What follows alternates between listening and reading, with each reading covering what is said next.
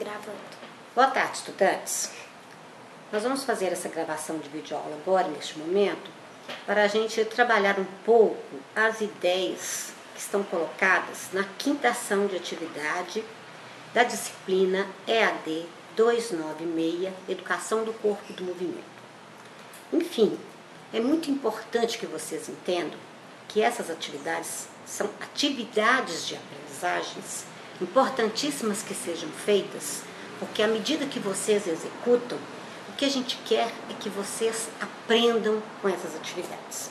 Então vamos pensar a lógica da atividade 5. Vocês estão lendo, no momento, dois textos importantes do Tarcísio Mauro Vago e da Eustáquia Souza. São artigos muito interessantes para discutir o corpo da criança na escola. O corpo da criança do ponto de vista feminino e masculino, quer dizer, a questão do gênero na escola, como eles são tratados. E também o do Tarcísio vem trazer um pouco da questão da história da educação física e como essa educação física é vista na escola. Então, para vocês que se formam pedagogos, é muito importante fazerem essa leitura. Então, vamos lá às questões colocadas para a atividade 5, que na verdade se concretiza por meio de uma observação. Na verdade, quando vocês estão fazendo essa atividade, mais do que fazer uma atividade para a professora Márcia, para a disciplina de Educação do Corpo e Movimento, eu também estou ensinando vocês a pesquisarem. Então, vocês têm mais uma dica de como fazer a pesquisa de vocês, inclusive para o final do curso. E esse modelo de observação que está colocado aí é um modelo que uso na minha dissertação de mestrado e que também usei no doutorado para fazer as observações de campo na escola. Essas notas que estão abaixo, que vou falar em seguida, é uma forma de ensiná-los a pesquisar e de observar uma cena pedagógica e depois analisar essa cena. Então, tem duas formas de você registrar este momento. Uma forma é pensar a nota como ela é, como esses corpos estão ali, como você vê esses corpos infantis, como eles se postam dentro da escola, e o outro momento, você registra tudo quando você estiver na escola.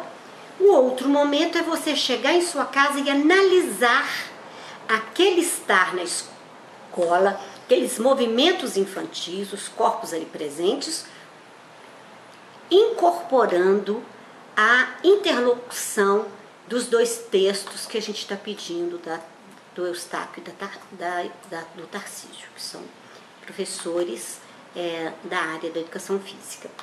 Então as perguntas são: observem os corpos infantis. Vocês precisam observar se são negros, brancos ou mulatos. Qual que é a textura do cabelo?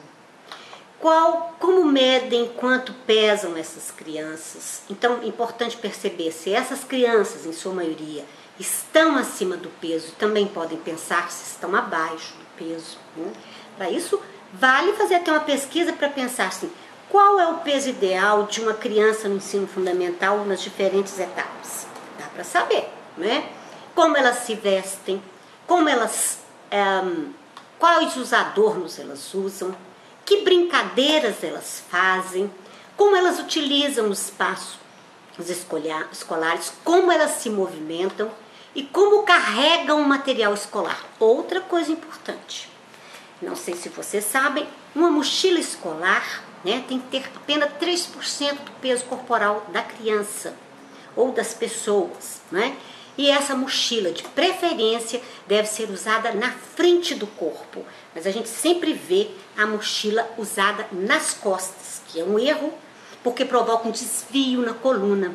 E agora não vai dar para explicar essa parte da fisiologia anatômica da coluna e por que isso acontece, mas instigo você a pesquisar sobre isso e talvez em outro momento a gente possa comentar sobre isso, né? E a partir então dessas perguntas, e você pode fazer outras, né? A questão B é: o que você conclui dessa observação, não é? O que é um corpo? Então vem umas questões para você pensar a sua conclusão. Quer dizer, uma conclusão, O que se quer numa conclusão? Já uma perspectiva analítica, quer dizer, analisando o que viu. Que estratégias têm sido adotadas da escola que conformam diferentes maneiras da educação dos corpos na escola, né? Como essas crianças reagem a este formato de educação corporal que é colocado, como as crianças ocupam os tempos e espaços para as suas práticas corporais e se elas reagem a essa formatação. Então, na questão B, eu lanço algumas questões para você já pensar a reflexão de sua observação. E na questão C, eu peço que você faça um texto, quer dizer, você não vai me responder pontualmente as questões que são colocadas na questão A. Eu estou pensando que você já tem condições de fazer um texto em que me dê esses dados, quer dizer, você pode até fazer em forma de 2 textos, um em que você descreve e outro em que você analisa, não tem problema. Então, um texto reflexivo, usando como referencial teórico os 2 textos, né, que são colocados, como eu já disse, o da professora Eustáquia Salvadora Souza e do professor Tarcísio Mauro Vago, que são colocados como referência. Você pode usar outros, não há problema, mas esses 2 são referência. Não se esqueçam de listar esses 2 textos ao final do seu trabalho. Depois, eu peço que vocês façam na letra D uma autoavaliação formativa da observação. O que representa isso? Representa que vocês devem fazer uma autoavaliação de si mesmo produzindo esses trabalhos. Se você, enquanto pessoa que elaborou esse trabalho, fez esse trabalho bem. Se você olha para ele e está satisfeito com esse trabalho. Se você se esmera ao ver esse trabalho, ou você acha que esse trabalho você fez para entregar e realmente ele não está bom, ele não contempla as expectativas suas próprias, que é o mais importante. Então, uma perspectiva autoavaliativa, muito importante que a gente desenvolva, né? E que eu trabalho na minha tese. Se vocês quiserem ler sobre isso, abram a tese e pesquisem isso nesse assunto por lá, não é? E a outra, né, eu falo da formatação, que você tem liberdade para escolher o formato do seu texto, né? Mas a gente sugere no máximo 2 páginas para que você não se delongue demais. É importante que a gente saiba sintetizar e coloque as coisas necessárias dentro de um texto. Em sequência, né, na segunda parte da nossa videoaula sobre este tema, nós vamos falar sobre a orientação didática para elaborar. Então, este segundo eixo do texto é apenas uma orientação didática. Como você vai elaborar esse texto? Então, vai ser na segunda videoaula que eu estarei gravando sobre isso, né? Então, preste atenção para que vocês façam um bom trabalho observando as orientações didáticas que daqui a pouco eu vou dizer. Um abraço.